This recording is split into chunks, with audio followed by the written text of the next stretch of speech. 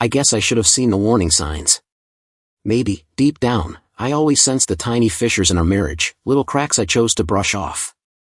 Love's a strange thing. It clouds your judgment, makes you think a handful of happy years can outweigh the slow erosion of trust. Looking back, the clues were there, the far-off look in her eyes when she thought I wasn't paying attention, the way she mentioned Wade like he'd never really left her orbit, even after all this time. Those late-night calls she swore were no big deal, the unexplained times she'd vanish for a bit, I never pushed her on it. I trusted her, foolishly, thinking she'd never betray me. Then came that evening in our Philly kitchen. She stood there, staring into space, gripping a wineglass like it was her lifeline. I asked what was wrong. She paused, then shook her head. I feel like I let him down, she murmured, her voice barely audible. I told myself she meant as a friend, that it was just grief talking, natural when someone you once cared about is fading away. But there was something heavier in her words, like she owed Wade more than just old memories, like she carried a burden only she could settle. I should have pressed her right then, demanded to know what she meant. Instead, I brushed it off, kissed her forehead, said it'd all be fine, and grabbed a beer to quiet the voice in my head screaming that something was wrong. Truth doesn't stay hidden forever, though. It festers, lurking in the silences, waiting to break free. Today, my wife gave birth to a baby girl, and with that, she might have broken our marriage. I don't have proof yet, but in a few hours, I will. The hospital rushed a DNA test, given the situation. Not that the results will change what I already know. I'm sitting in a bar a short drive from the medical center in Pittsburgh, nursing a whiskey while my phone buzzes non-stop, calls from my wife, our kids, my family. They want answers, but I've got none to give. Not yet. The baby's perfect, soft blonde curls like her mom's, 7 pounds, 19 inches, healthy as can be. But my wife claims she's 6 weeks early. I'm no doctor, but I'm not dumb either. A preemie wouldn't look this ready for the world. The truth's staring me in the face, this kid isn't mine. My wife lied, trying to pass off this child as ours, when she belongs to someone else, to my old friend Wade, the guy I called my best friend until he passed away. The bartender slides a bottle of Jim Beam my way. At this rate, I'll drop $100 on what costs $20 at a liquor store, but I don't care. My head's spinning, and I need something to dull the noise. Me, Vivian, and Wade, we were thick as thieves growing up. The three of us were inseparable, bonded by summers in a quiet Montana neighborhood. Wade and I moved to the same street in Billings one summer, and Vivian showed up the next spring. She wasn't into girly stuff, no dolls or sitting pretty for her. She'd outrun me, outmuscle Wade, always proving she could hang with us. While other girls played dress-up, Vivian was out there with us, chasing wins in backyard games. High school flipped everything, though. Vivian changed, her braids gave way to long hair, her frame stretched taller, curves appearing where there'd been none. Wade and I noticed, but we didn't talk about it. You didn't stare at Vivian unless you wanted a black eye. Still, I treasure the moments it was just us two. Something felt different, warmer, like an unspoken spark. Then, one summer afternoon in a park, she kissed me. It was gentle, intentional, her lips tasting like cherry lip balm. My brain short-circuited. Whoa, I stammered, the only word I could choke out. She flushed and looked away, but I grabbed her hand. We sat there, quiet, just swaying together, and for that moment, everything felt perfect. But the next day, it was like it never happened. When I reached for her hand, she pulled back. Then came the winter formal. I finally worked up the nerve. Hey Viv, are you free for the dance next month? She stopped dead in her tracks, so fast Wade and I nearly crashed into her. He smirked, and my gut twisted. I'm going with Wade, she said.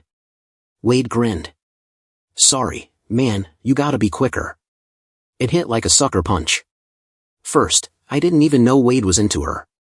Second, there was this unspoken rule, you don't move on your buddy's girl. Hey, Wade, I didn't mean, it's cool, man, we're good, he said, too easily. Vivian looked uneasy the whole walk home. Wade acted like nothing was wrong. I didn't say a word. That night, my dad found me moping in my room. Women, huh, he chuckled. Can't live with them, can't toss 'em out. Thanks, Dad, I grumbled. And just like that, our trio broke apart. Wade and Vivian were a couple all through high school. I tried to move on, but things were never the same. Then college hit. Vivian and I both ended up at Penn State, while Wade went to Oregon for law school. We barely talked freshman year. I stuck to a code: don't mess with your friend's girl, even if she's not his anymore. Vivian's mom gave me a look one day. You mad at Viv, Jared? She misses you. I sighed, dodging her eyes. It's just not the same anymore, Mrs. Lane. We're not kids. By junior year, Vivian asked me to her sorority formal. I hesitated. Aren't you still with Wade? She shook her head. We split over the summer. He's staying in Oregon. I laughed shortly. Wade, a lawyer? Never saw that coming. Our first date was clunky, the second smoother. By the third, we kissed. By the fourth, we got closer, nothing too wild, just a natural step for us. She wasn't new to it, but I didn't make a fuss, so neither did she. We dated 2 years, then got married. Wade was my best man, awkward but expected. He went back to Oregon after, and for 20 years, I barely thought about him. Our daughter, Brielle, came 2 years later, then our son, Corbin, 2 years after that. Then we got the news: Wade had cancer, less than a year to live. His folks still lived in our old Billings neighborhood, and my mom heard he'd come back to say goodbye. Vivian and Wade's mom put together a get-together in our old Montana neighborhood, a chance for him to catch up with old friends one last time. Considering how sick he was, Wade looked decent enough, but his eyes had lost their spark. Divorced twice, no kids, all alone, the guy was a shell of the kid I grew up with. The three of us sat for hours, swapping stories, mostly about him, our childhood, and the end that was creeping closer. Now, years later, it's all come full circle. That baby in the Pittsburgh hospital crib, the one Vivian tried to pass off as mine, is his. That night, Vivian dropped a bombshell that changed everything. What if we take care of you until hospice time comes? She asked Wade. I was floored. We hadn't discussed this. I had no clue how we'd even pull it off. He's our oldest friend, Jared, she pushed, her voice firm. Who else is gonna step up? Wade wavered. Docs say I've got a few months before hospice. You've got jobs, your kids are in college, you can't just put your lives on hold. I work for a big insurance outfit, and they're big on family leave, Vivian countered. Jared can use his vacation and personal days. I did some quick math in my head, maybe 2 months, tops, if I stretched it. It wasn't enough. We'll take it week by week, she said, maybe push it to 4 months. I'll figure out the rest. I didn't like where this was going. My wife just signed us up to live with her ex for months, and if I said no in front of Wade, I'd look like a jerk. Viv, this is a huge deal, I started, but her sharp look shut me down. I swallowed my frustration. The second we got home, I lost it. You serious, Vivian? You're gonna drop everything to play nurse to your ex for half a year? She fired back, this isn't about you, Jared. It's about Wade. All you see is your own jealousy. That night, I crashed in our son's old room. 3 days later, we came to a so-called compromise. Really, Vivian got her way. Wade was so grateful, thanking us over and over. For the first few weeks, I felt bad for being so resentful. But I was also exhausted, juggling work, the house, and now helping with Wade. By the second month, something felt off. Vivian was pulling away, her focus slipping in ways I couldn't quite nail down. Then I noticed it, the quick glances she and Wade shared, little looks that held meaning I wasn't part of. It was like they had a private conversation I wasn't invited to. Over the next few weeks, the vibe in our house changed. I felt like a stranger in my own home, a footnote in my own marriage. When Vivian and I were close, she seemed distant, her mind somewhere else. I told myself it was just the strain of caring for a dying man, that it was wearing her down too. By the 4th month, my leave was done. Wade was fading but still hanging on. Vivian insisted on staying with him full-time, and I had to adjust to being on my own. Our daughter, Brielle, stepped up to help. It made sense. Wade was her godfather.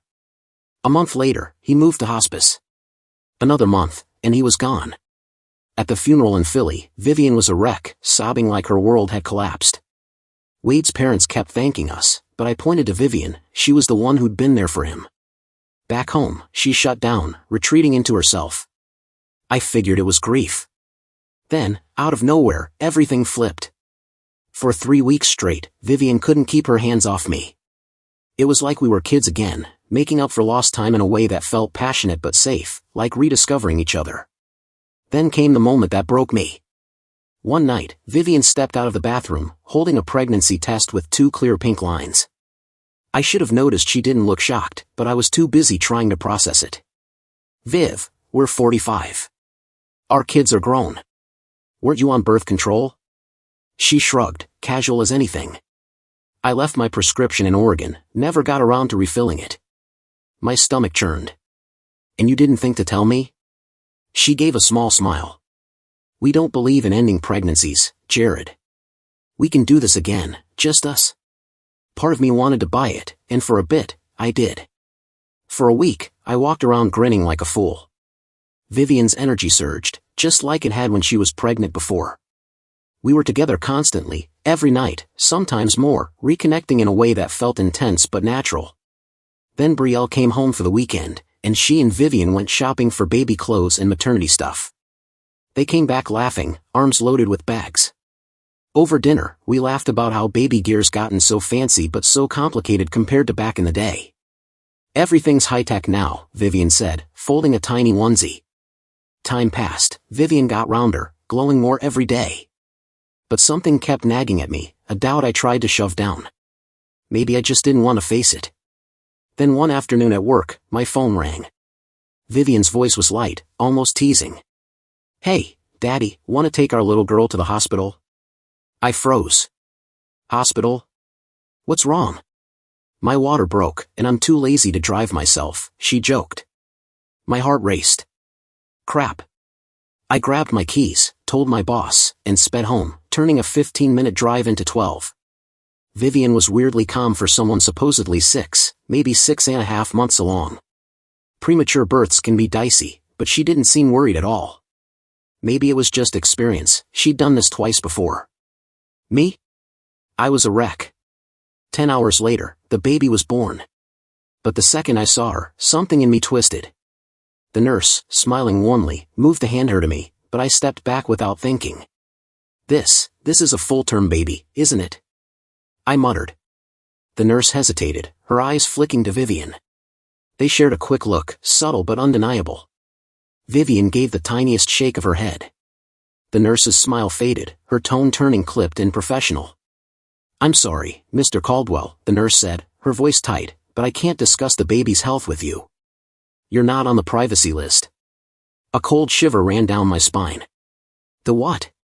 I pressed. She wouldn't meet my eyes. I'm not allowed to say. Dread settled in my gut like a stone. Privacy list? My voice climbed, sharp and raw. If this is my kid, I've got every right to know about her health.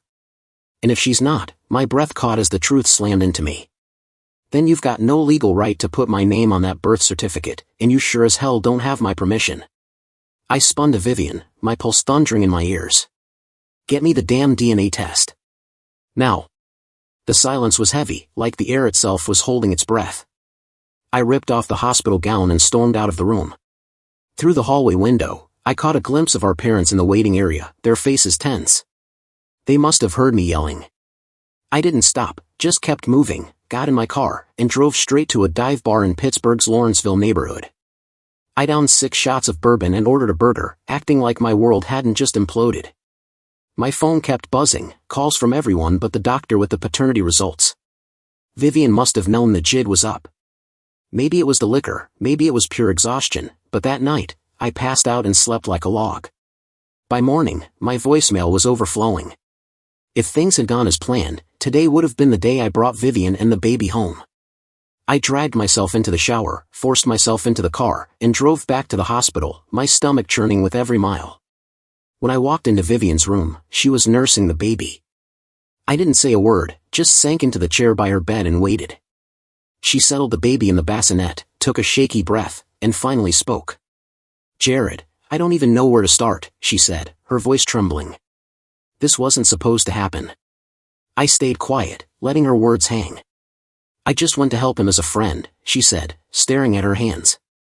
That's all it was meant to be. But then he had some tough days. One night, he fell apart, and I held him. And it just happened.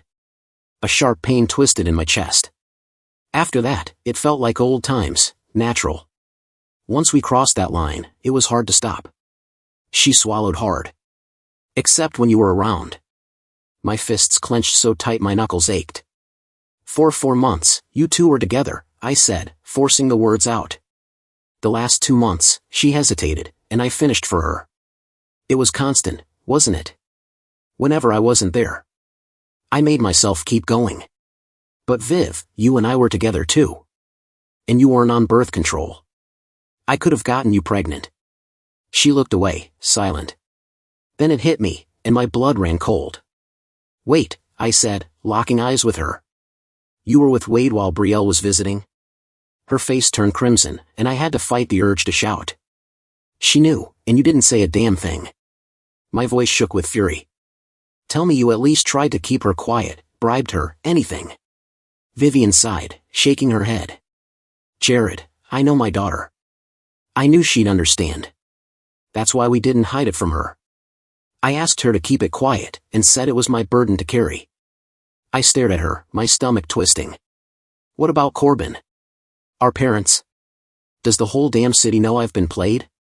Tears streamed down her face. No, just you, me, and Brielle. I let out a bitter laugh. And you think it'll stay that way? She nodded, her eyes fierce. We need to do what's right, Jared. Her name's Celeste. I know she's not yours by blood, but she needs a dad. We should raise her like we did Brielle and Corbin. She's ours now. That's all there is. I shook my head, stunned. You expect me to raise his kid? For Wade? She didn't hesitate. Yes. A harsh scoff escaped me. If he was really my best friend, he wouldn't have betrayed me like this. Her eyes flashed.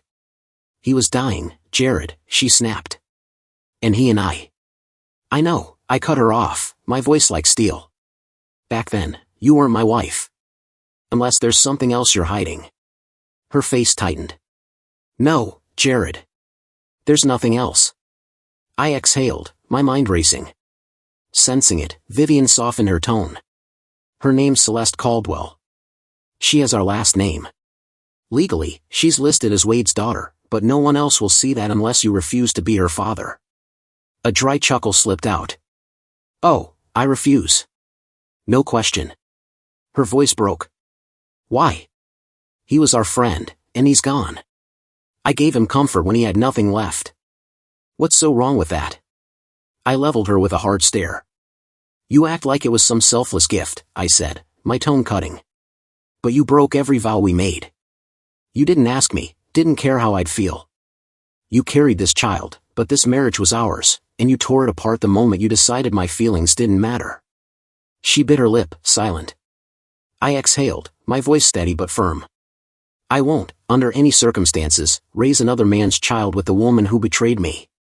She's Wade's daughter, she pleaded. If he'd passed and left her behind, wouldn't you have taken her in? No, I said flatly. I wouldn't. And I never agreed to raise his kid with you. Her voice cracked. Jared, I love you. I don't want to lose you. I scoffed. Love? She nodded, tears falling. Mistakes, I muttered. She shook her head. No, I won't call it that. I exhaled sharply. Fine. Maybe it wasn't a mistake, but it was a choice. You choose to keep it from me because you knew I'd never agree. And you dragged Brielle into it. Vivian's shoulders drooped.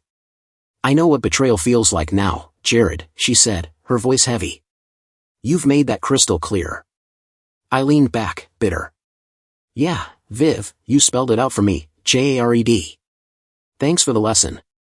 That weekend, both Brielle and Corbin came home to meet their baby sister in our Pittsburgh home. The second Brielle walked in, guilt was written all over her face. I felt nothing but rage. That night, after we cleared the dinner dishes, she still hadn't looked me in the eye. I grabbed her arm and pulled her out to the back porch. The moment we sat, my anger boiled over. You knew your mom was cheating and didn't say a word, I growled. Brielle flinched, her eyes shining with tears. She looked away, then finally met my gaze. I thought what you and Mom did for Uncle Wade was beautiful, she whispered. When it happened, I was stunned, but then I saw it differently, love, grief, tragedy, all mixed up, like something from a book. My fists tightened. Did you ever think about me? About what this would do to our family? She had no answer. By Sunday, the kids were gone, and the house felt suffocating. Vivian kept pushing me to hold the baby. I refused. One afternoon, she snapped. "You're acting like a damn kid, Jared," she hissed. "Grow up." I stared at her for a long moment, then turned and walked out without a word. Work became my escape, 40 hours a week in downtown Pittsburgh where I didn't have to see her, hear her, or think about the mess she'd made. At home, I kept my distance, wrestling with too many emotions. I knew the baby wasn't at fault, but that didn't make her my responsibility. She was Vivian's. In the end, there was only one way forward: divorce. I couldn't forgive her betrayal, the lies, or how easily she'd tossed aside the vows we'd built our lives on. Every time I saw that child, all I saw was them. One evening, I walked into the kitchen and found Vivian at the table, eyes red and swollen, a mug of coffee in front of her next to a stack of papers and an envelope. "I'm probably ordering takeout," she muttered. "Maybe pepperoni pizza and garlic knots." I paused. "All right." She looked up, her expression sharp with resentment. "Why do you even care?" I sighed, poured myself a coffee, and sat down. "Do you still love me?" she whispered. "Not like I did before," I admitted. Her face crumpled. "You don't get it, do you?" I said. "You broke everything when you chose him. If I were you, I'd call a lawyer and maybe tell Wade's parents they've got a granddaughter. I bet they'd be over the moon." Her voice was barely audible. "I don't want a divorce. I love you, Jared. Think this through. Are you really better off without me?" I shook my head. "I've done nothing but think, Viv. It's not about being alone. It's about trust, and you shattered it." She pleaded, "If you love me, isn't there room for forgiveness? We belong together." I exhaled heavily. "I thought so too, but you can't just apologize and expect it all to snap back to normal." Her shoulders sagged. 24 years, I muttered. Gone. That night, I called Corbin first. I didn't hold back, told him about the affair, the baby, the divorce. He listened quietly, then muttered, "Damn. I'm filing," I said flatly. "Good," he replied, his voice edged with anger. Did Mom really think she could pull this off without consequences? I rubbed my temple. "She still loves you and Brielle. That hasn't changed." He gave a bitter laugh. "And the baby? That's not my problem." "Nope," I said firmly. "That's on your mom to figure out." His tone sharpened. "Dad, she's my half-sister." I didn't respond. I waited until Vivian was served before telling my parents. My dad was livid, with her for betraying me, with me for not seeing it coming. "You knew their history," he snapped. "How could you be so blind? A man shouldn't let another guy get that close to his wife." As much as I hated it, he wasn't wrong. I should have put my foot down when Vivian insisted on caring for Wade. My mom, though, saw it differently. "People mess up," she said softly, while Dad glared beside her. I shook my head. A mistake is a one-time slip. This went on for 4 months, and skipping birth control? That was a choice. Mom sighed, unconvinced. "Jared, you still love her. She's going to need help with this baby. That's your responsibility." Her using my full name said it all. She was siding with Vivian. "Just so you know," she added, "that baby's still my granddaughter." Dad let out a loud huff, giving me a look that said he was bracing for a fight with her later. I didn't reach out to Brielle, figuring Vivian had already told her everything. My suspicion was confirmed when my phone rang, and her frustrated voice came through. "Dad, Uncle Wade's gone. Forget the affair for a second, Mom can't undo this. You love her, she loves you, and now there's a baby. Step up and be a man." I let out a sharp, bitter laugh. The nerve of my own daughter, who knew about the affair, telling me how to handle it. "Funny," I said, my voice cold. "I don't really care what you think anymore." I hung up. Wade's parents were floored but thrilled to learn about their granddaughter. They were hurt. Vivian had planned to hide the truth from them but understood her reasoning. The next day, they called, practically begging me to stay with Vivian and raise the baby. "You and Wade were like brothers," his mom said, her voice pleading. "Who better to raise his daughter?" I took a slow breath, keeping my tone steady. I hear you, but I'm not that guy. I can't just swallow what they did. I'm too angry, at both of them. A long silence followed, like they were grappling with my words. Then came the flood, relatives, old family friends, all urging me to reconsider. They admitted Vivian's actions were awful, but they insisted she still loved me and wanted to raise the baby together. I thanked them but stood firm. Vivian fought hard to save our marriage. She and her lawyer set up 12 mandatory joint therapy sessions in a Philly office. I had to go, but I wasn't planning to make it easy. The first therapist, Dr. Melinda Harper, had the sharp, no-nonsense vibe of someone who'd heard every excuse under the sun. Dr. Melinda Harper greeted me with a firm handshake when I arrived at her Philly office. Vivian was already seated, looking nervous. Dr. Harper turned to her first. "Vivian, why don't you start?" I barely listened. I'd heard it all before: grief, guilt, regret. Her excuses were just noise now. My mind wandered until the therapist shifted her focus to me. I braced for her to ask my side, but instead, she leaned forward, hands clasped. "Mr. Caldwell, you have the power to mend this marriage.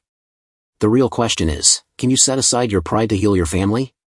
So much for impartiality. Same old line, different face: get over it, Jared, be a man. "Hold on, Doc," I started, but she cut me off smoothly. "Dr. Harper, please. Let's keep this professional." I let out a dry chuckle. Professionalism isn't the issue. You picked a side before I even opened my mouth. She started to respond, but I was already up, heading for the door. On the drive home, I called my lawyer. "Find me a therapist without an agenda, or I'm done with this." The next therapist, Dr. Elise Vaughn, at least let me talk. But I still felt the subtle nudge to forgive and move on. "You said you still love your wife," she pointed out, "and she loves you. With a child involved, what would it take to rebuild your family?" I scoffed. "First off, we're not a family. This kid isn't mine. I'm not raising another man's child." Her lips curved into a slight smirk. "So this is about your ego?" I narrowed my eyes, my voice thick with disgust. "I can't win with you people, can I? Why is this my fault? I didn't break my vows. I didn't lie. I didn't sleep with someone else or bring another man's kid into my marriage. So tell me, Doc, why aren't you asking her why she made those choices?" I glanced at Vivian. She stared at the floor, avoiding my eyes. Dr. Vaughn worked hard to keep her face neutral, like a bad TV lawyer pretending to be impartial until they hear something they don't like. She cleared her throat. "Mr. Caldwell, if you remarried someone with kids, wouldn't you be raising another man's children in a sense?" I exhaled sharply. "Nice try, but here's the difference: Vivian got pregnant while married to me. That's not the same, and you know it." She nodded slightly but pressed on. "The father passed away before the baby was born. Doesn't that change things? Can't you see this is different? Aren't you being a bit stubborn?" My jaw tightened. "Stubborn?" I repeated, my voice low and hard. "Stubborn is knowing you did wrong and hiding it. Vivian didn't tell me anything until she had no choice. So who's the real problem here?" Dr. Vaughn started to speak, but I was done with the same old script. "Let's get one thing clear," I said, cutting her off. "Sure, I still love her. Feelings don't just vanish. But how can she claim to love me when she cheated, got pregnant with another man's kid, and tried to pass it off as mine? If she loved me like she says, this never would have happened." I leaned forward, my voice sharp. This wasn't a slip-up or a drunken mistake. She chose to carry on a full-blown relationship behind my back, then called it compassion because he was dying. If it was really about kindness, why didn't she talk to me, her husband, first? Because she knew I'd say no, and she did it anyway. I took a breath, steadying myself. I get it, her body, her choice. But the moment we made our vows, she gave up the right to make those kinds of decisions alone. Marriage isn't a solo gig. If I'd wanted to be with another woman for any reason, I'd have been expected to talk to her. Once we committed, we stopped being just individuals. That's how this works. Dr. Vaughn sat still, her fingers tapping lightly on her tablet. Finally, she spoke. "So, is there enough love left to move forward? You care for your wife, and with the baby's father gone, there's no reason to make the child suffer." I let out a bitter chuckle. That's rich, Doc, questioning my manhood, trying to guilt me into staying. My wife and our so-called best friend tore apart everything I built. I shook my head, my gaze hard. If Wade were alive, I'd knock his teeth out. As for my feelings for Vivian, whatever love's left is fading fast. The baby? It's a sad situation, but she's not my responsibility. There's nothing here to save. The second session was a waste. I walked in, muttered a hello, sat through an hour of Vivian's tears, and left without another word. Dr. Vaughn sighed, closing her notebook. It's clear you're not open to reconciliation, Mr. Caldwell. I'll inform the judge your marriage is beyond repair. Appreciated, Doc, I muttered, standing up. 6 months later, just before Christmas, the divorce was finalized. Pennsylvania's a no-fault state, so we split everything down the middle. Vivian bought out my half of the house, which was fine by me. She had a baby to raise. She wasn't exactly struggling, either. Wade had left most of his estate to us before he died, and since I earned more, Vivian got several years of alimony on top of it. Corbin stood by me, though I knew he wanted to spend Christmas with as much of his family as possible, his mom, his sister, and his new half-sibling. I told him it didn't bother me, and we agreed to celebrate together on New Year's in a little place I'd rented in Lancaster. 2 days before Christmas, I swung by my old house in Pittsburgh's Shadyside neighborhood to drop off gifts. I had something for everyone, including Vivian and the baby, not much, just enough to keep me from looking like the bitter ex in front of my kids. When Vivian opened the door, cradling the baby in her arms, she looked shocked to see me. Her eyes darted to the bags in my hands, and after a beat, she stepped aside to let me in. The living room hadn't changed a bit, same Christmas tree, same ornaments arranged in the familiar pattern we'd always used. Only difference? I wasn't the one who'd put them up this year. Vivian must have caught the look on my face because her expression softened. She hesitated, then spoke. Want some hot cider? She asked, then added, more uncertainty, would you mind holding her for a sec? Every instinct screamed to say no, to turn and bolt, but for some reason, I couldn't. I paused, then reached out, taking the baby from her. My stomach twisted as I held their child. At first, I was awkward, holding her like she was a glass figurine I didn't know how to handle. Then something clicked. I shifted her into a more natural position, nestling her in the crook of my arm, the way I used to with Brielle and Corbin when they were tiny. Vivian came back from the kitchen with 2 mugs of cider, pausing when she saw me with the baby. This takes me back, she said softly. You were always so good with the kids when they were little. Not every guy has that kind of patience. I gave her a small, weary smile. The baby was beautiful, a spitting image of Vivian. In another life, she could have been mine. But she wasn't, and she never would be. Could I ever forgive without forgetting? Doubtful. We made small talk as she set the gifts under the tree. When she picked up one labeled Celeste Caldwell, her breath caught. You didn't have to get her anything, she murmured, tears welling in her eyes. It's Christmas, I said simply. Every kid deserves a gift. She stared at the package, then looked at me, her face unreadable. Thank you, Jared. I just nodded. Her hands shook as she lifted a gift with her name on it. You got me something too? Her voice cracked. I didn't get you anything. I didn't expect, don't worry about it, I cut in. I just wanted you all to have a good Christmas. She wiped her eyes. You could join us, you know. There'll be plenty of food. The kids would love having you here. I shook my head. Not this time, Viv. Maybe next year. It's still too raw. She nodded, lowering her gaze. She knew I wasn't trying to be harsh, just honest.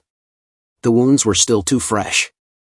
On Christmas Eve, I found myself wandering at Barnes and Noble in Lancaster late at night. I grabbed a new Lee Child novel and settled in the store's cafe with a caramel mocha. I wasn't alone, other folks sat at their own tables, sipping coffee, flipping through books, strangers all spending the evening by themselves. We stayed until the staff politely shooed us out, saying they were closing. I drove back to my quiet apartment, but at least I was ready for the day ahead. I threw together a simple dinner, grilled cheese with a side of chips and a couple shots of Patron tequila. Man, I was living the high life. Christmas morning, I woke up with a dull headache, thanks to one too many drinks. For ibuprofen, a couple of blueberry Pop-Tarts, and 3 cups of coffee later, I felt halfway human. The problem? I had nowhere to go. No holiday plans, no family gathering waiting. Just an empty apartment and a long, empty day. Not wanting to wallow, I headed to my parents' place in a quiet, eerie suburb. The three of us shared a low-key meal, Mom's classic pot roast, a few small gifts, and an attempt at normal. My kids had left presents for me with my parents, knowing I'd show up. After dinner, we sat together, sipping hot cocoa spiked with a splash of peppermint liqueur, letting the silence stretch. Memories of past Christmases flooded in, times when life felt whole, when I had a home full of what I thought was love. Part of me still cared for Vivian, as much as I hated to admit it. In rare moments of doubt, I wondered if I'd made the right call by walking away. As if reading my mind, Mom broke the quiet. "Hope you don't mind, Jared," she said gently, "but your dad and I see Celeste as our granddaughter. We got her Christmas gifts." I set my mug down, her words sinking in. "She'll never know her real father," Mom went on, her voice soft but steady. "Wade's gone. She'll look to whoever's there for her, accept any good man as her dad. We don't excuse what Vivian did, but we understand why it happened, and we still love her. You could be that man. You should be. I think you want to be, you're just scared people will judge you." Her voice wavered, tears brimming. Dad stayed quiet, watching me with a blank expression that gave nothing away. Was I the only one who saw it like this? Maybe. But every time I thought about going back, the same truth hit me hard. I'd never respect myself if I did. Vivian had betrayed me, not just once, but over and over. She'd looked me dead in the eyes and lied, gotten pregnant with another man's kid, and tried to pass her off as mine, calling it some kind of noble act. A year went by, and not much changed. Work, home, sleep, repeat, my life in a nutshell. My social circle had dried up to nothing. Looking back, I realized Vivian was always the social one, the one who kept our calendar packed. After the divorce, most of those friends vanished. I wasn't surprised her friends picked her side, but what caught me off guard was how many of our shared friends cut me off too. It wasn't until months later that I figured out why. One night, I was nursing a beer at a bar in Lancaster's West End when I spotted Greg and Lila Harmon, a couple Vivian and I used to be tight with. I walked over to say hi, but their reaction was ice cold. Lila's glare could have melted steel, and Greg's stiff nod screamed discomfort. I frowned. "What did I do to you two?" Lila scoffed, her voice sharp. "This isn't about us, Jared. It's about Vivian. How could you ditch the kindest woman alive just because she had a late-in-life baby? You're unbelievable." I almost laughed. So that's the story she was spinning. I took a slow breath, keeping my voice steady. "You might want the whole story before you pick a side." They motioned for me to sit, but I stayed standing, too wound up to relax. Leaning in, I lowered my voice. "Nobody told you the late baby isn't mine, huh?" Greg blinked, caught off guard. Lila's smug look faltered. I gave a bitter chuckle. She moved in with her ex while I was at work, busting my tail to keep things together. He got her pregnant. The baby's his. He died a month after she conceived, and she still tried to pass the kid off as mine. That's what 24 years of marriage got me. I straightened, shaking my head. So no, I didn't leave her. She left me. I stepped back, looking between them. Screw her, screw you both, and screw whatever high horse you're riding. I walked away, leaving them stunned and silent. Another year passed, and Christmas rolled around again. I found myself back at Lancaster Barnes and Noble on Christmas Eve, part of what I jokingly called the Loners Club, a handful of strangers flipping through books, all dodging the reality of a solo holiday. This time, there were 4 of us, me, another guy, and 2 women. I glanced up from my novel, scanning the group. One woman had short, curly auburn hair, freckles, and a laid-back vibe. The other, man, she was striking. Asian, with long, glossy black hair flowing down her back, dressed in a cozy sweater and jeans that hid her figure but couldn't mask her graceful posture. Her skin was flawless, her face carrying a quiet elegance, maybe early 50s. I watched her for a moment, then thought, why not? The worst she could say was no. I grabbed my book and coffee, walked over, and waited for her to look up. "Didn't see you here last Christmas," I said with a friendly grin.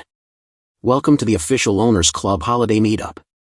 I'm Jared, club president. What brings you to our exclusive event?"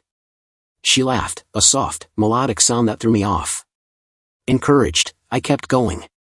Believe it or not, I've got 2 TV dinners in my freezer. If you're free, I might be persuaded to share. I gave her my best mock pouty look, hoping I still had some charm. She tilted her head, studying me. I don't usually say yes to strangers, but since you're the club president and you mentioned TV dinners, I'll take the chance. I grinned. Jared Caldwell, at your service. She extended her hand. Maylin. We swapped numbers, and I gave her my address, telling her to swing by at 6. When May arrived right on time, the food was almost ready. Maybe it was a bit reckless, spending Christmas Eve with a stranger, but we sat at my tiny kitchen table in my Lancaster apartment, sharing a bottle of Merlot and talking like old friends. At some point, I opened up about my story, how I ended up alone in a bookstore on Christmas Eve. Then she shared hers. She was 51, 4 years older than me, divorced for a decade after escaping an abusive marriage. May had once believed in love, thinking her 15-year marriage was the real deal. But after 10 years, things turned dark. Arguments grew vicious, shouting became constant, and eventually, his cruelty wasn't just verbal. She was petite, barely 5 feet tall, with a delicate frame that made her an easy target. Her ex wasn't much bigger, maybe a couple inches taller, 20 pounds heavier, but his insecurities made him dangerous. He'd been bullied as a kid, she said, and when life got tough, he took it out on her, turning his pain into hers. For the first decade, it was verbal abuse, cutting words, degrading remarks, accusations that chipped away at her confidence. Then came the first slap, then a punch, and it became a cycle. Every outburst ended with apologies, promises to change, swearing he didn't mean it, that he was just stressed, that he loved her. Like so many in her shoes, she convinced herself she could fix it by being a better wife. But it kept happening. A counselor finally made her see the truth, it was never her fault. The night she woke up in a hospital bed with a fractured jaw, she knew she had to leave or she might not survive. Her ex was convicted of assault, sentenced to 2 years in prison. While he was locked up, she filed for divorce. By the time he was out, he'd vanished from her life. They never had kids, which she now saw as a blessing. Since then, May had kept to herself, dating occasionally but never letting anyone get close. The holidays were the hardest, no family nearby, Christmas just another day to endure. I know it's nuts to say yes to this, she admitted, staring at her hands. But I didn't want to be alone. And honestly, who could resist a TV dinner? I'd spent the evening feeling sorry for myself at Barnes & Noble, but hearing her story made me realize how lucky I was. We settled on the couch in my Lancaster apartment, sipping Merlot and watching Christmas classics. We kicked things off with Mr. Magoo's Christmas Carol, and I knew May was something special when she nodded enthusiastically, agreeing that Magoo was the best Scrooge ever. We moved on to the Grinch, and somewhere during It's a Wonderful Life, I noticed she'd dozed off, a gentle smile on her face. She looked so peaceful, so content. I grabbed a blanket from the closet, draped it over us, and settled beside her. At some point, I must have drifted off too. When I woke, something felt different. May wasn't just next to me anymore, she was curled against my chest, half draped over me, her warmth seeping into me. My arm had instinctively wrapped around her waist, holding her close, my other hand resting lightly on her hip. The TV had gone to static. It should have felt strange, but it didn't. It felt right. I lay there for a while, just holding her. Then she stirred, her eyelashes fluttering as she blinked up at me, confused. I smiled, leaning down to kiss the tip of her nose. She scrunched it up in the cutest way before flashing a smile that lit up the room. "Good morning," she teased softly. "Merry Christmas," I murmured, pulling her closer. We stayed like that, grinning at each other, lost in the quiet warmth of the moment. After a bit, she bit her lip. "I swear I don't usually do this," she said, her cheeks faintly pink. "But, do you feel it too, or is it just me?" A grin spread across my face. "Oh, I feel it. No doubt about it." She shifted closer, and our lips met, a soft, tentative kiss at first, then another, deeper, full of unspoken connection. We pulled back, breathless, our hands lingering, exploring each other's presence with a gentle intensity. For the first time in forever, the world outside that moment faded away. Afterward, we lay tangled under the blanket, catching our breath, my fingers brushing through her hair, catching the faint jasmine scent of her skin. I pressed a soft kiss to her shoulder. This is wild, I murmured. She lifted her head, eyes still heavy with warmth and something deeper. Got any big plans today? I smirked. Well, I was gonna whip up a gourmet Christmas feast, but now that I've got a beautiful woman in my apartment, it'd be a shame not to share. Her lips curved into a slow smile. I need a shower first, she admitted. And I don't have a change of clothes. I grinned, my eyes tracing her silhouette. My shower big enough for two, and I bet I've got a shirt that'll work. She raised a brow. You sure you can handle me without makeup? I'll survive, I teased. We showered together, laughter bouncing off the steamy tiles. I dug out an old flannel shirt for her. It hung past her thighs, soft and just fitted enough to hint at her graceful curves as she moved. Looks good, I said, watching her twirl in front of the mirror. We moved to the kitchen, where I poured us each a glass of Pinot Grigio before starting dinner. May perched on a stool, tucking her legs up, the hem of my shirt riding up just enough to catch my eye. She glanced at me. No big family plans today? I took a slow sip of wine. Actually, I got invited to a big holiday dinner this year, but I told them I had better things to do. She tilted her head, curious. I exhaled, setting my glass down. Vivian started throwing these huge Christmas dinners at our old house in Shadyside. My kids, my parents, her parents, even Wade's parents, they're all there. It's a setup. Someone will hand me the baby, and then the speeches start about how I should be a man and take Vivian back. May studied me, her expression unreadable. Not even a little tempted? I scoffed. Everyone acts like I'm the one who messed up. I didn't cheat. I didn't lie. I didn't betray my family. Vivian did.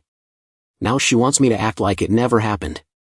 She was quiet for a moment, then smiled faintly. How about we talk about something better instead? I grinned, leaning in to kiss her again, letting the moment pull us in. Things were just heating up when the sound of a key in the lock made us freeze. The front door swung open. Dad? I barely had time to pull back before Corbin walked in, stopping dead in his tracks. Oh, crap, he muttered, his eyes flicking from my closeness with May to her sitting there, legs tucked up, wearing nothing but my flannel shirt, her hair still damp from the shower. May let out a surprised laugh and ducked behind me, trying to look composed despite the oversized flannel shirt barely covering her. Corbin, my son, turned his back quick, running a hand through his hair. Mom sent me to drag you to Christmas dinner, he said. She was sure you were moping alone in your apartment. Guess she was dead wrong. I sighed, exchanging an amused glance with May. You didn't interrupt much, just dinner prep. Corbin groaned, still facing away. Just introduce me so I can turn around without this being totally awkward. I smirked, shaking my head. Corbin, meet May. He hesitated, then slowly turned, taking in May in my flannel, clearly her only clothing. She shrugged, unbothered, looking away with a faint smile. Corbin wrestled with his reaction before settling on a half grin, his eyes flicking from her to me, like he was seeing his old man in a new light. Nice to meet you, May, he said, keeping it together. Thanks for keeping Dad company. May smiled warmly. My pleasure. Corbin shot me a knowing look. Some folks forgot how great he is. Wanting to shift gears, I asked, everyone like their gifts? He relaxed a bit. You killed it, as always. And Celeste? She's already spoiled. 3 sets of grandparents went all out. Good, I muttered, nodding. Corbin checked his watch. I should get back. He gave me a polite nod, then turned to me. I pulled him into a quick hug. New Year's? I asked. He hesitated, then cleared his throat. I'm assuming May'll be, fully dressed this time? I chuckled. Of course. Don't want to traumatize you twice. His face flushed as he bolted for the door. The second it closed, May smirked. Well, that was something. I laughed. Could have been worse. She crossed her arms, tilting her head. This New Year's plan, am I just supposed to assume I'm invited? Grinning, I met her eyes. Not this time. Where else would my fiancé be? Her brows lifted. Fiancé? I stepped closer, my voice warm. You'll be even sure when you pick out a ring tomorrow. The next morning, May chose a princess-cut diamond at a jeweler in downtown Lancaster. I made 2 calls, first to Corbin, who was thrilled, then to my parents, who were far less excited. They still think I'll go back to Vivian, I muttered as I hung up. By every logical measure, my relationship with May shouldn't have worked. We just clicked. 6 months after that, we had a small, intimate wedding with close family and a few friends at a venue in Erie. Afterward, I learned Vivian and all 6 grandparents were convinced my marriage to May wouldn't last, betting I'd crawl back to Vivian. My first marriage was good for 24 years. My second? Great for 25 and counting. Both my kids were happy, and I had 3 amazing grandkids. Vivian never remarried. According to Corbin, the dating scene was tough for a middle-aged woman with a young child. She had a few brief flings, but nothing stuck. For the first 5 years after I married May, Vivian didn't date at all, convinced our marriage would crash. I'm sure May was really sorry to let her down.